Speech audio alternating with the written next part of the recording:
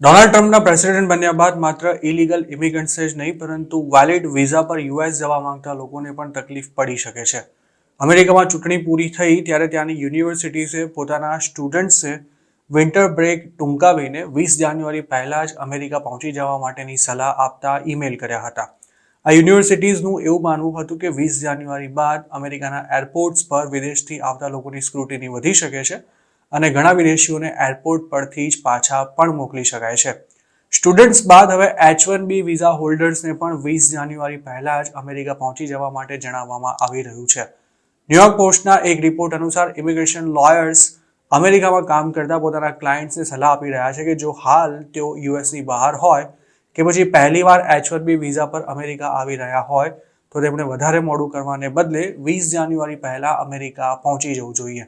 Donald Trump સત્તા સંભાળ્યાના પહેલા જ દિવસે ઇમિગ્રેશનને લગતા મહત્વના એક્ઝિક્યુટિવ ઓર્ડર્સ પર સહી કરવાના છે, જેના કારણે વર્ક કે પછી સ્ટુડન્ટ વિઝા પર અમેરિકા આવતા લોકોને કદાચ પ્રોબ્લેમ થઈ શકે છે.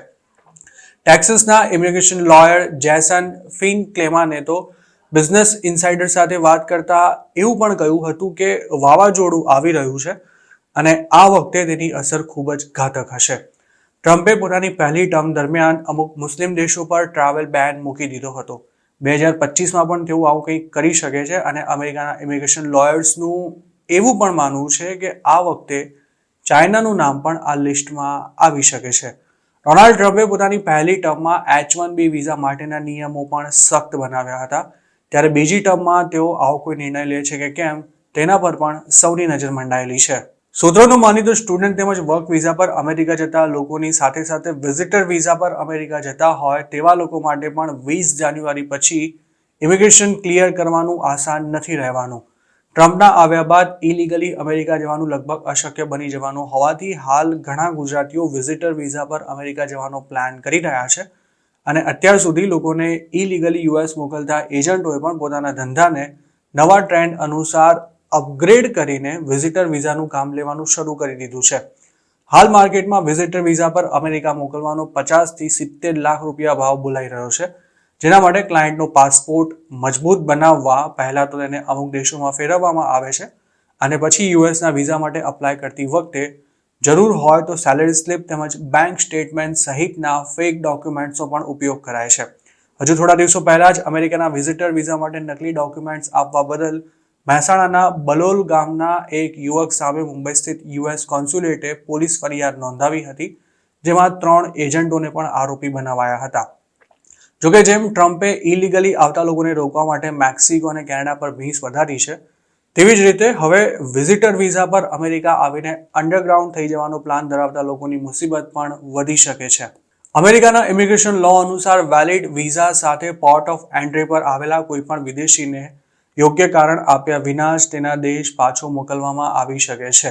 જો ઇમિગ્રેશન ઓફિસરને લાગે કે વિઝિટર કે સ્ટુડન્ટ વિઝા પર આવેલા વ્યક્તિએ ગોલમાલ કરીને વિઝા લીધા છે કે પછી તે અમેરિકાથી પાછા જવાનો ઈરાદો નથી ધરાવતો તો તેને યુએસમાં એન્ટ્રી આપવાનો ઇનકાર કરી શકાય છે.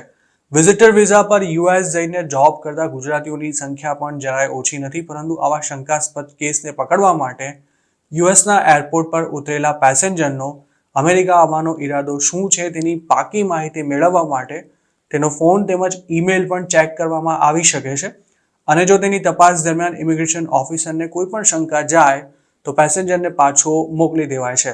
અમેરિકાના એરપોર્ટ પર આવું જો કોઈ પેસેન્જર સાથે થાય અને તે પાછા જવાનો ઇનકાર કરી દે તો તેના પાસપોર્ટ પર ડિપોર્ટેશનનો સિક્કો મારી તેના પર અમેરિકામાં 5 થી 10 વર્ષનો એન્ટ્રી બેન પણ મૂકી શકાય છે.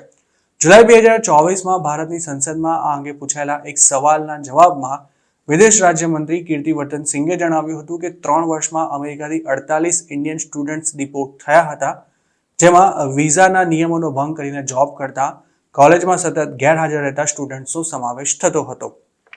આ ઉપરાંત કોલેજ શરૂ થવાના 1 મહિના પહેલા જ યુએસ પહોંચી ગયેલા અમુક સ્ટુડન્ટ્સને પણ અમેરિકાએ 2024માં જ એરપોર્ટ પરથી જ પાછા મોકલ્યા હતા.